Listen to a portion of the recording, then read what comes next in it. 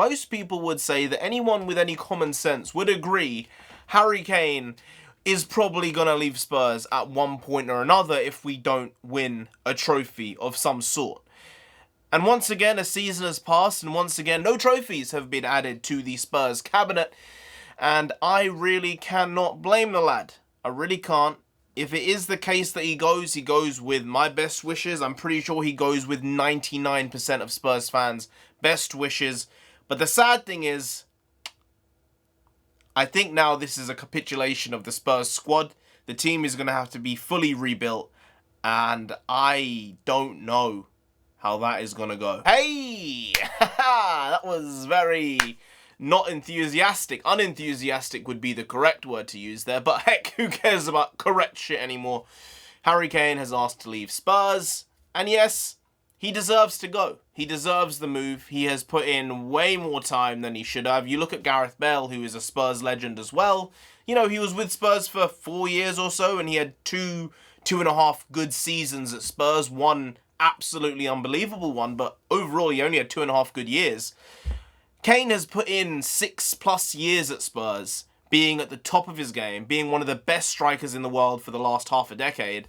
And now he's looking at it saying, I've only got 5 years left maybe, so I want to go and win things. And if that's not going to happen here because we don't know who's going to be appointed Spurs manager, and maybe he has an inkling of where the board are going with it and he doesn't like it and he's saying, well, in that case, I want to be gone, then he has the right to say, I don't want to be here. Obviously, he is also under contract. So if Daniel Levy and the lads say no, then he's not going anywhere. But I don't think that would be very good for morale for the team. Now that he's said that he wants to go and then we just keep him there beyond his wishes. The additional problem with all of this type of stuff is that now I don't think there's any chance Son stays. I really can't see him staying either.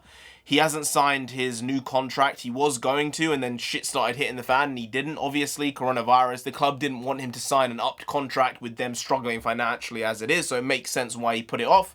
But now it's like, well, maybe he's gonna hit the road as well, and I cannot blame him either. He deserves it just as Kane does. The two of them have been unbelievable for Spurs this year. How a team can have the first and the third best goal scorers, the first and the fourth highest goal scorers in the league, and not finish in the top 4. I'm not even saying win the league.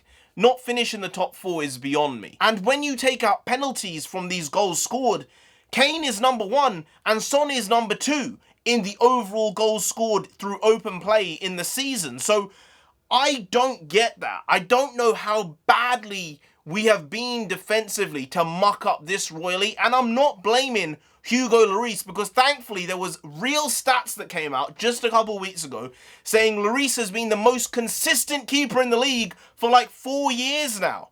I've been saying this, the guy makes stupid mistakes, but he is so unbelievably consistent and he pulls out worldy saves all the time. So Lloris is probably going to get gone as well this summer. You're seeing Toby, Alderweireld's apparently maybe going back to Club Bruges. There's so much shit going down that the Spurs team could look hollow next year. We could be Arsenal next year. We could be. It's really possible. This year, I'm not saying that we're going to finish top 6 because it's seeming very shaky now. We could finish 5th. We could finish 7th. We could finish 9th. That's just the way it is.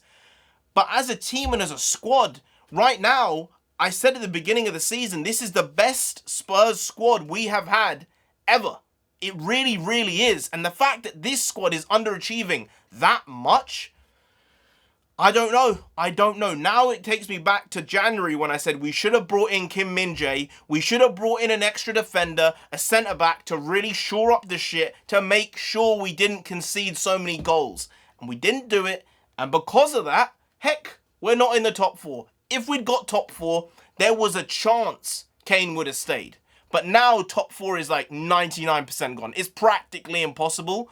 So I get why he said it, but at the same time, you could have just left it a couple weeks because like the season's ending in 10 days time or 8 days time. So maybe you could have just said, I'll leave it till then. But he obviously wants to maybe get it done or some type of arrangement agreed before the Euros start. Because obviously when the Euros come, he might get injured and then there's other problems. He might have a niggling injury and then people don't want to sign him. So I get why he's doing it again. But this Spurs team is really, really, really dead. If Kane, Son, Hugo and Toby go, I don't know how they're going to rebuild in the next 3 to 4 years. I can't see it happening. The amount of money that's going to be needed to buy the quality players that are necessary to compete in the top 6, in the top 7, in the top 4 is inordinate. And I don't know if they're going to put that money in, especially with the stadium, the back payments on the loans and everything. It's a funny situation. It really is. But I've been a Spurs fan through the worst of it. I have before we were finishing top 6 on a regular basis, before we were finishing top 4 on a regular basis. I've been there through the worst of it, when we almost got relegated in like 2007, I think it was. So, you can't have it all. You really can't have it all. No one can have it all. But, if you've earned a lot, maybe you get the extra little bit of luck, and maybe Kane needs to go to be able to fulfill his true potential. I hope that's not to another Premier League club. I really don't. I don't want that to be the case. But I can't see him playing for Real Madrid. I can't see him playing for Barcelona. Maybe Bayern, I can see that. I can envisage him playing for Bayern. But otherwise, I'm seeing a United or a City, and that's it. There's no other team that I can see him playing for. And obviously, he wants the Shearer record. I think that's in his sights. If he plays consistently for the next 3 or 4 years, he will get there, and he will become the all-time leading goal scorer in the Premier League. So, it's harsh. It's the reality of life, though, because people move on. Things change. People change. And I'm not even saying Harry Kane's changed here. I think Tottenham Hotspur as a club has changed over the last 2-3 years to being, from the point we were saying we want to get top 4, to being we want to compete for the title. We want to try and do as much as we can to push to the last couple of weeks of the season and try and win the league, to try and win the Champions League, which we almost did, get in FA Cup finals, League Cup finals. And now it's almost gone backwards where it's we need to try and finish top 4. Whereas 2 years ago we were saying we need to compete in Champions League finals. We need to try and finish in the top 2. We need to compete for the leagues. Now we're saying let's try and get top 4. It's a weird mindset shift, and that really does play on the player's mind, I think, more than people believe. So, yes, Kane, arigatou gozaimashita. Son Heung-min, thank you very much for your service. I'm not talking about the Korean military. I'm talking about Spurs, because you've done more than anyone could have wished for. You've been a great ambassador for football, for Spurs, for Korean football, for Asian football. Hugo Lloris, World Cup winner, thank you very much. And that's the end of it. So peace out. Next season will be a struggle. It will be a mess. And I highly doubt Harry Kane will be there. I highly doubt Son Heung-min will be there. I highly doubt Hugo Lloris will be there. I highly doubt Toby Alderweireld will be there.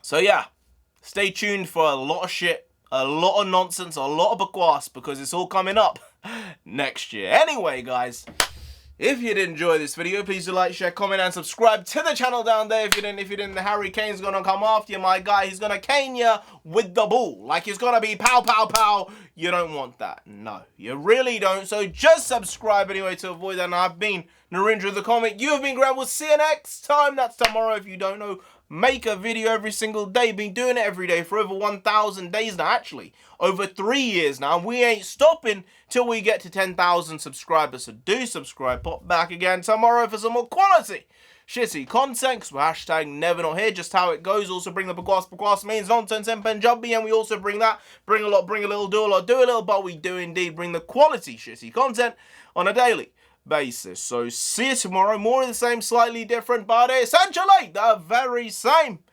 Once more. See you then. Skadoosh.